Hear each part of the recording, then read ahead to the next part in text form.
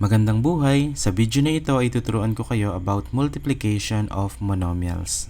So meron tayong tinatawag na product rule sa multiplication of monomials na kung saan kapag magkamukha yung base, kinakopy lang natin yung base and then ina-add natin yung exponent. Apply natin dito sa example number 1. So we have x raised to 8 multiplied by x squared. So parehas ng base, so all we have to do is to copy yung base and then add natin yung exponent. So we have 8 plus 2.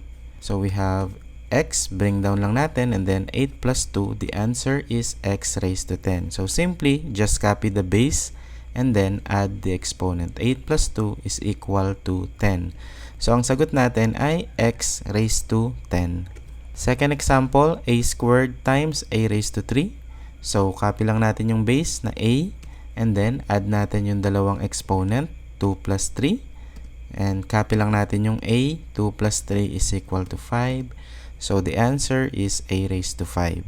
Example number 3, 2 squared times 2 raised to 5. So copy lang natin yung 2 and then add lang natin yung dalawang exponent, yung 2 and 5. So 2 plus 5 equals, bring down lang natin yung 2, add natin yung 2 plus 5. The answer is 7. So the answer is 2 raised to 7. Example number 4, y raised to 4 times y. So, copy lang natin yung base, y, and then we have 4, and then plus. Dito, wala tayong nakikitang exponent. So, kapag wala tayong nakikitang exponent, meron niyang invisible na 1. So, we have 4 plus 1. Bring down natin yung y. 4 plus 1 is equal to 5. So, the answer is y raised to 5. Example number 5. So, dito naman, magmumultiply naman tayo ng tigda dalawang variable. So, unahin lang muna natin yung x. Copy lang natin yung x and then add natin. Meron ditong 1 plus meron ditong 2 plus yung x, merong invisible na 1. So, inuna lang natin yung x. Merong 1 plus 2 plus 1. Nilagay lang natin dito. And then, copy natin yung y. Meron ditong 2 plus meron ditong invisible na 1 plus invisible na 1. Equals, bring down lang natin yung x and then add natin 1 plus 2, 3 plus 1, 4. So, ang exponent ni x ay 4. Then, bring down natin yung y. And then, 2 plus 1, 3 plus 1. So, 3 plus 1 is equal to 4. So, the answer is x raised to 4, y raised to 4.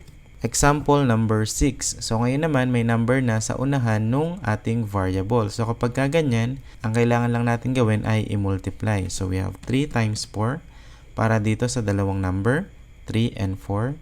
Copy natin yung base na x and then add natin yung exponent, 2 plus 4. 2 plus 4 equals, multiply lang natin, 3 times 4, the answer is 12.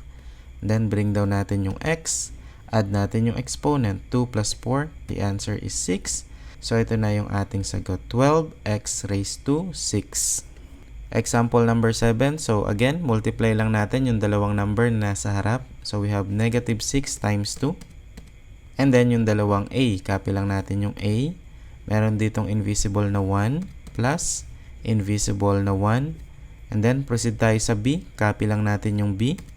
And then, may invisible ditong 1 plus may invisible din dito na 1. Okay, sagutan lang natin. Negative 6 times 2. The answer is negative 12.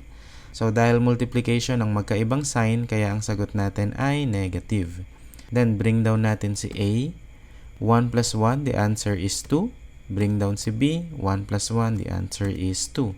So, the answer is negative 12, a squared, b squared. Last example, example number 8. So again, multiply lang natin yung dalawang number sa unahan. So we have 9 times 4 para dito sa dalawang number na to. And then, copy natin si x. And then, add natin yung exponent ni x, 3, saka 2. So we have 3 plus 2 para sa exponent. Copy naman natin si y. Add natin yung exponent ni y, 4 and 3. So lagay natin dito, 4 plus 3 equals, so we have 9 times 4, 36. And then, bring down si x. Add natin 3 plus 2. The answer is 5. And then, bring down si y. Add natin 4 plus 3. The answer is 7. So, ito na yung ating sagot. 36, x raised to 5, y raised to 7. So, yun lang. Sana ay nakatulong sa inyo itong maikling tutorial na ito. Kung nagustuhan ninyo yung video, paki-click naman yung like button and subscribe na rin kayo para sa iba pang tutorial na kagaya nito. So yun lang, maraming salamat.